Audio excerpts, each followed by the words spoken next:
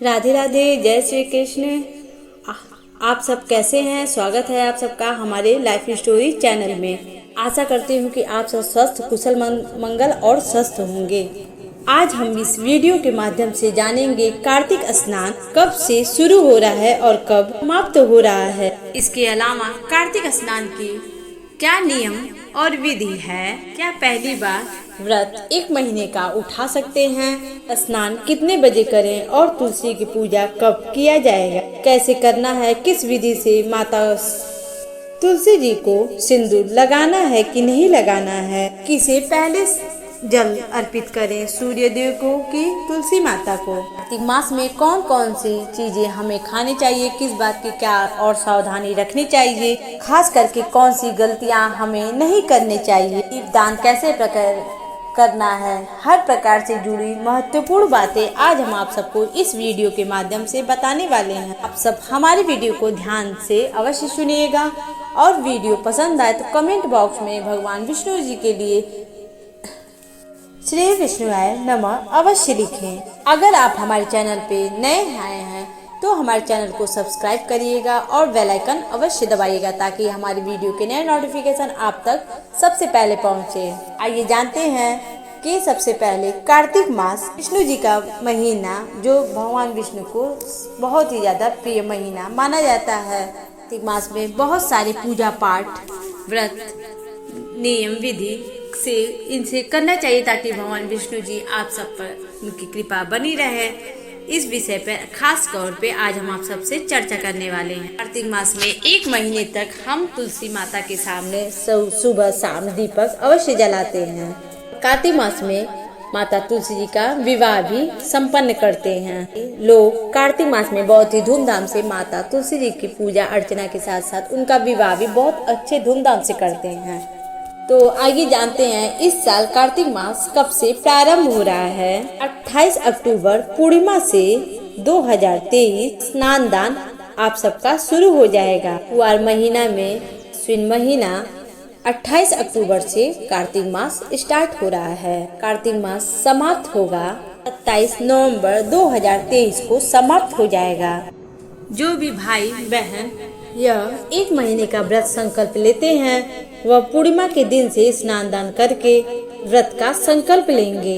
हमारी दूसरी बात यह है कि आप सब जो भी भाई बहन जो कार्तिक महीने का व्रत उठाना चाहते हैं, 1 महीने का व्रत संकल्प लेना चाहते हैं, वो इस साल व्रत ना उठाएं तो अच्छा माने, क्योंकि आप सबको पता ही होगा कि 2 मास और मलमास की वजह से आपको इस साल व्रत नहीं उठा सकते हैं और ना ही आप सब व्रत रखेगा, वरना व्रत आपका पूर्ण नहीं माना जाएगा। इसलिए आप अगर चाहें तो आप अपने आस पड़ोस के ज्योतिषी ब्राह्मण से पूछकर भी, या वो भी मुझे गारंटी है कि वो भी यही कहेंगे कि आप इस साल व्रत न उठाएं।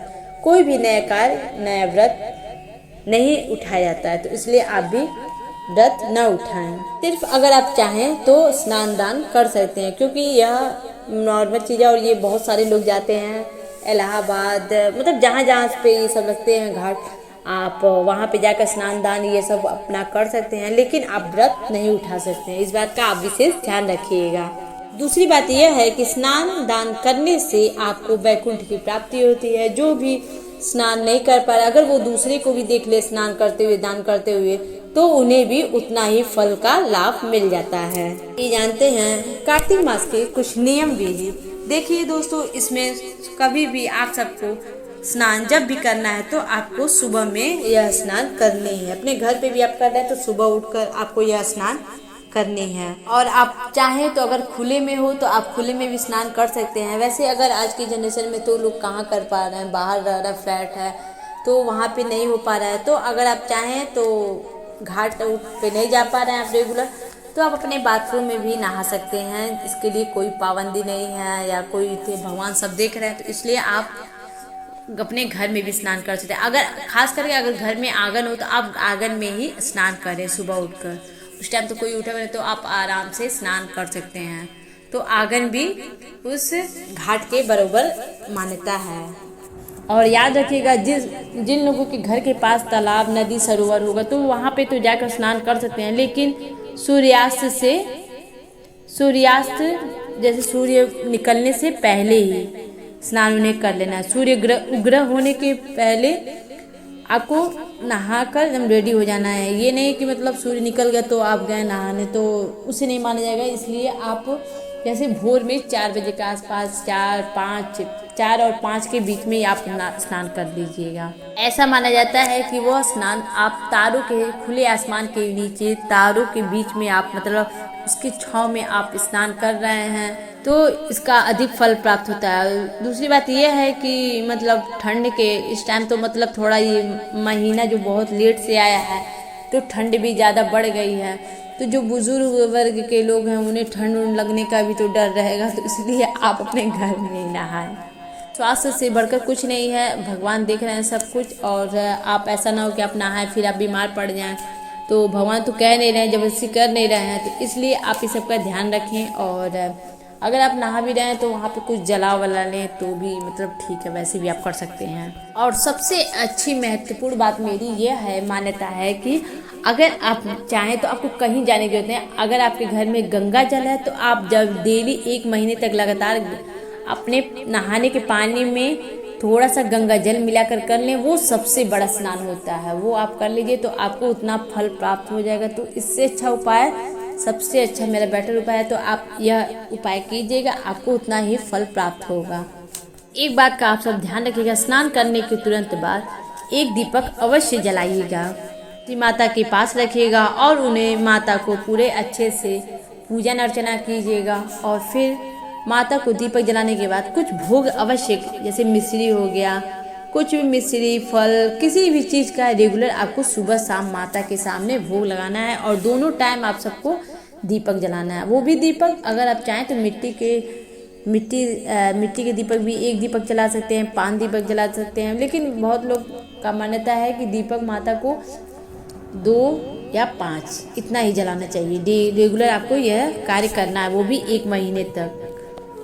तो ये बात तो क्लियर हो ही गई। और जो आप दिया जलाएंगे उसमें जो वो तेल हम इस्तेमाल कीजिएगा तो उसे शुद्ध तिल का ही, तिल का तेल, घी का, आपको घी का भी नहीं लगाना है, उसको बस तिल के तेल से ही दीपक प्रज्वलित कर तुलसी माता के पास रखना है। और सबसे पहले आप क्या कीजिए, स्नान करने के बाद माता को तुलसी माता को आप जल दीजिएगा, कि स्नान तो उन्हें भी कराना है, तो इसलिए आप दोनों टाइम उन्हें स्नान के लिए जल अवश्य चढ़ाइएगा। और जल में आप गंगा जल अवश्य मिलाकर माता को जल वो अर्पित करिएगा। बहुत लोग ऐसा मान्यता होता है कि पहले जल किसे दें, माता तुलसी को दें कार्तिक मास में कि तुलसी माता को, कि सूर्य देव को दें।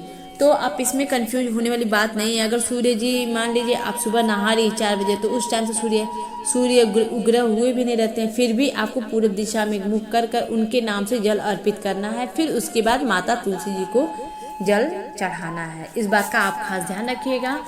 भले ही सूर्य जी न निकले हों तो भी वो आप जल वो आपका स्वीकार कर लेंगे, लेकिन पहले आप सूर्य देव को ही जल अर्पित करिएगा। याद रखिएगा, आप सब तुलसी जी को, माता को हम कुंवारी की तरह, कुंवारी कन्या की तरह पूजते हैं, तो आप सिंदूर बिल्कुल न लगाए।